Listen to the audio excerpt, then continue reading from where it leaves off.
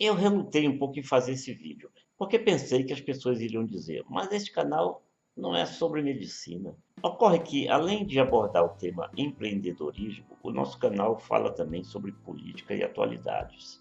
E sinceramente me senti na obrigação de me pronunciar sobre essa polêmica envolvendo a morte do apresentador Marcelo Rezende e as acusações ao médico Laí Ribeiro. Aliás, eu aproveito a oportunidade para pedir um favor para você. Coloque aí nos comentários o que vocês preferem que seja abordado com mais frequência do canal: empreendedorismo, política ou atualidades. E é exatamente o lado politicamente safado desse episódio recente envolvendo o Dr. Laí Ribeiro que eu vou comentar, pois essa questão da morte do apresentador está provando que não é apenas a política praticada pelos políticos profissionais que é rasteira e desonesta, mas também a abordagem desses temas do cotidiano. Antes, um recado: eu não tenho procuração do Dr. Laí Ribeiro, nem o conheço pessoalmente. Eu o conheço por assistir aos vídeos dele, dos quais tirei ensinamentos que mudaram minha vida em muitos aspectos, mudaram para melhor. E ele não precisa que eu o defenda, pois o melhor defensor dele é ele mesmo, com as explanações que ele faz e com os conhecimentos que ele demonstra ter e que comprova ter.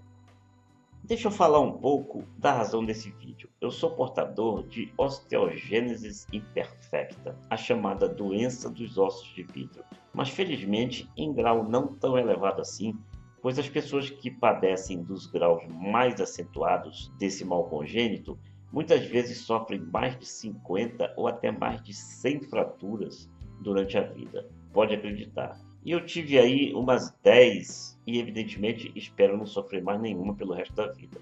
Pois bem, exatamente em razão desse mal congênito, eu frequento consultórios médicos desde criança. E lá pelos 10 anos de idade, comecei a consultar com os primeiros ortopedistas, que, em razão do total desconhecimento deles sobre nutrologia, acabaram por complicar as coisas para mim. Eu já consultei aí mais de 10 ortopedistas em toda a minha vida. E como a osteogênese imperfeita se caracteriza pela fragilidade dos ossos, entre outras possíveis complicações e mazelas, eles sempre recomendaram fortemente que eu consumisse cálcio, mas nunca nenhum deles me disse que é preciso ingerir, junto com o cálcio, a vitamina D3 e o magnésio. Pior do que isso, nenhum deles, nenhum mesmo, nunca me disse que os baixos índices de testosterona aumentam a osteoporose, ou seja, tornam os ossos mais frágeis. Em decorrência dessa ignorância dos ortopedistas, eu fraturei meus dois braços em incidentes que essas fraturas normalmente não ocorreriam, mesmo no caso de quem tem osteogênese imperfeita. E essas fraturas foram as que me acarretaram mais transtorno e ainda acarretam hoje, pois me provocaram sequelas e me obrigaram a fazer cirurgias, conforme já sabem os que frequentam o meu canal, pois eu ainda estou em recuperação da primeira cirurgia num dos braços, braço direito, e no esquerdo eu vou ter que fazer também. E essas cirurgias nos braços não são as únicas que eu precisei e que preciso fazer, pois já fiz uma na clavícula e outra na perna direita. Eu frequentei um ortopedista famoso que era considerado o bam entre os ortopedistas e me recomendava, cada vez que eu ia ao consultório dele, que eu fizesse musculação, que eu não parasse de fazer musculação, o que me acarretou o rompimento dos ligamentos cruzados nas minhas duas pernas, na altura dos joelhos. Eu não posso dizer o nome desse médico, que é bem conhecido, porque no Brasil, quando surge uma denúncia contra o médico, quem acaba sendo processado é o paciente e não o médico. Aliás, eu já até tentei dar queixa contra um médico extremamente estúpido e mal educado, mas o caso não foi adiante porque esses órgãos corporativistas estão aí para defender até médico que ofende paciente. Quando eu comecei a conhecer os ensinamentos do Dr. Laí Ribeiro, eu mandei um e-mail para a equipe dele sugerindo que indicasse algum médico da mesma linha dele, da mesma linha de atuação, que morassem e atendessem na minha cidade. E foi aí que até a minha hipertensão começou a diminuir e eu cheguei a ficar até com pressão relativamente baixa em algumas ocasiões, porque abandonei os remédios de farmácia e passei a repor as vitaminas que faltavam no meu organismo. Se você quiser conhecer essa história em mais detalhes, Acesse outro dos meus canais, onde eu postei um vídeo contando tudo. O link está mais adiante e também nas anotações deste vídeo, logo abaixo. Mas por que eu estou dizendo isso tudo? Porque depois da morte do apresentador Marcelo Rezende, a banda podre começou a querer atribuir a culpa ao Dr. Laí Ribeiro, só porque o apresentador resolveu se aconselhar com ele. E jamais, pelo que já foi amplamente confirmado até pelos filhos do apresentador falecido, o Dr. Laí Ribeiro aconselhou que ele abandonasse o tratamento tradicional pela quimioterapia. Apenas aconselhou que ele adotasse a chamada dieta cetogênica, eliminando o máximo possível o consumo de açúcar, que, segundo o Dr. Laí Ribeiro, é o tipo de produto, a glicose, que mais alimenta o tumor. E numa prova de que a safadeza não está apenas na boca e nas atitudes dos políticos corruptos, estão querendo, de forma covarde e desonesta, dizer que foi a dieta cetogênica que provocou a morte do apresentador.